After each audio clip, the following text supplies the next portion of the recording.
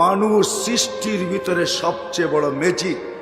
যদি সবচেয়ে বড় ম্যাজিক না হইতো, সবচেয়ে বড় জাদু না হইতো, আল্লাহর সৃষ্টির জাদু না হইতো, তাহলে শ্রেষ্ঠত্বের মুকুট কোনোদিন মানুষের মাথায় লাগতো না, সৌন্দর্যের ভান্ডার কোনোদিন মানুষের উপরে ঢালা হতো না।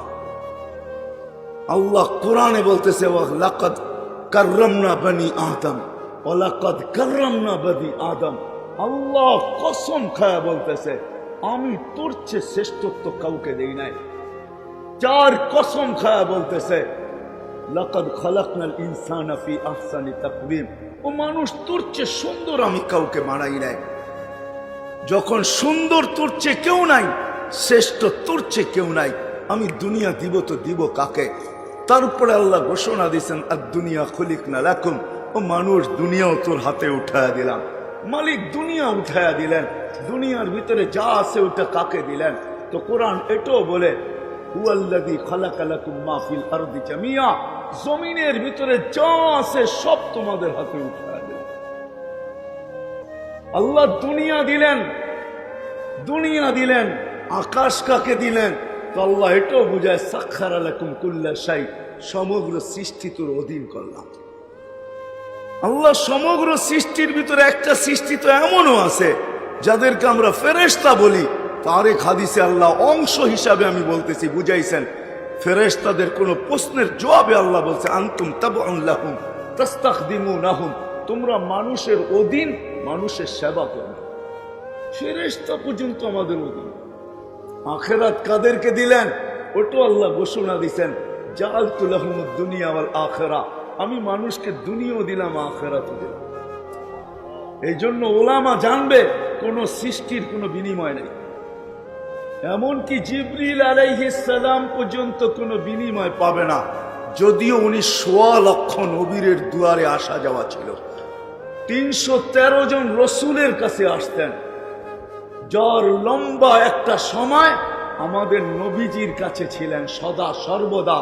প্রতি রমজানে একবার আমাদের নবীজির সাথে কোরআনের দাওর করতেন। উনি পড়তেন, নবীজি শুনতেন, নবীজি পড়তেন, উনি শুনতেন। সর্বশেষ যেই বছর নবীজি দুনিয়ার থেকে চলে যাবে, ওই বছর রমজানে ২ বার শুনছেন। অথচ আমরা কোরআনের একটা অক্ষর পড়তে দেরি, 10 নেকি পাইতে দেরি হয় না, কিন্তু জিবরিল 1 নেকি পাবে না, 1 নেকি। কি বলে ওলামায়ে ফরিদপুর? পাবে, কোনো বিনিময় নেই। অথচ মা মিন শাইইন ইল্লা ইউসাব্বিহু বিহামদি রাব্বি। কোন সৃষ্টি এমন নাই যে 24 ঘন্টা আল্লাহর গুণগান না গায়।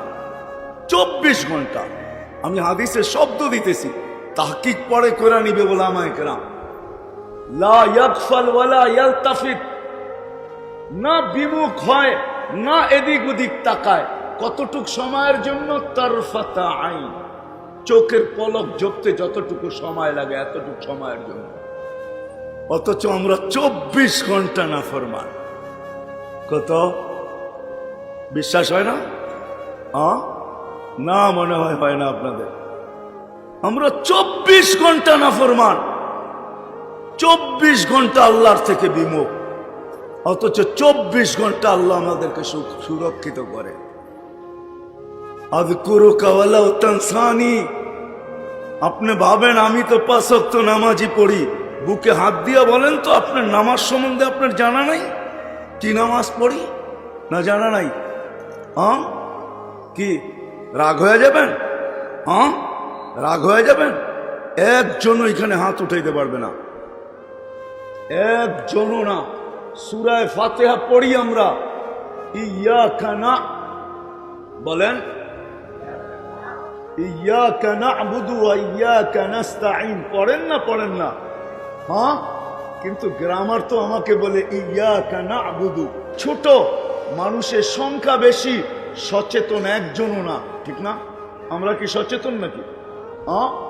এমন বিপর্যয় ঘটবে যে লাশ দাফন করার লোক পাবে না, ঠিক না? কি বলেন? সত্য তো। কিন্তু বিপর্যয়ের থেকে বাঁচাইছে কে? সারা দুনিয়াকে তাক লাগায় দিয়া আল্লাহ মালা পড়ায় দিছে। সারা দুনিয়া বলতে বাধ্য হয়েছে যে এই দেশটা 2020-এ করোনাকে প্রতিরোধ করলো তো করলো কি করে? করলো কি করে? মালিক করে দেখাইছে। আমার বিশ্বাস যে তোদের কথা মিথ্যা প্রমাণ করব, আর এদের গলায় তোদের হাতে মালা পরাবো। পড়ছে না পড়ে নাই বাংলাদেশ? হ্যাঁ, দ্বিতীয় প্রমাণ দিতেছি।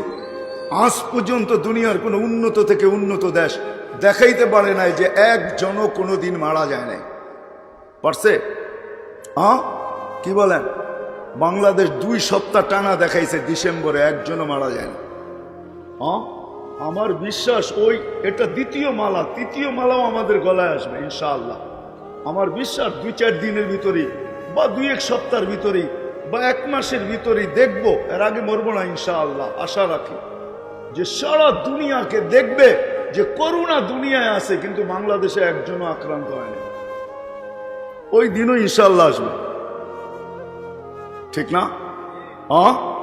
উচিত তো ছিল 24 ঘন্টা যিনি সুরক্ষিত করে, আদকুরু কাওয়ালাউ তানসানি, 24 ঘন্টা যিনি সুরক্ষিত করে, উচিত ছিল আজখানের ধ্বনি কানে আসতে দেরি, মা বোন ঘর বাড়িতে, পুরুষ হাট বাজারে, অফিস আদালতে, ক্ষেত খামারে, রোডে ঘাটে, মেল ফ্যাক্টরিতে, অফিস আদালতে, যে যেই জায়গায় আছে ওই জায়গায় দাঁড়ায় যাওয়া উচিত ছিল।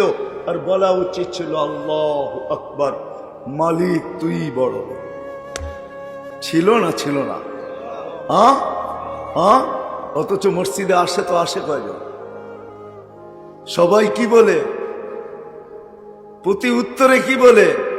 যুবক ব্যস্ত বলে। সবাই আমরা বলি কি কি ব্যস্ত, ঠিক না? বিজি, ব্যস্ত। এটাও সলিউশন। কিতাবের কথা, মৃত্যু আসতে দেরি, কানে ধ্বনি আসতে দেরি হবে না।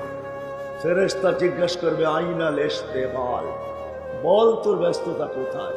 বড় ব্যস্ত বলতে। আল্লাহ ডাকতো, কর্ণপাত করার সুযোগ তোর কাছে ছিল না। যা আল্লাহ দিছে তার ভিতরে বাসতেছিলি, অথচ আল্লাহকে দেখতেছিলি না। আল্লাহকে দেখতেছিলি না, অথচ আকরাবু মিন হাবলিল ওয়ারিদ, তোর রগের চেয়েও তোর কাছে ছিল আল্লাহ, তারপরও দেখতেছিলি না। তোর ভিতরে জাদু ফিট করছে, তাও তুই দেখতেছিলি না। সৃষ্টির ভিতরে মানুষের চেয়ে বেশি আল্লাহ কাউকে ভালোবাসেন না। সব কিছু দেওয়ার পরে যদি ওলামা ফরিদপুরে আমাকে অনুমতি দেয়, আবার কবে আপনাদের এখানে আসি না আসি, এই জন্য আজকেই শুনে যেতে চাইতেছি। হায়াত থাকে না না থাকে, ফরিদপুরের ওলামা যদি অনুমতি দেয়, তাহলে বলি যে আল্লাহ সব কিছু দেওয়ার পরে আল্লাহ বলছে আর ভালোবাসবো তো বাসবো কাকে? সবই তো তোমাদেরকে দিয়া দিলাম।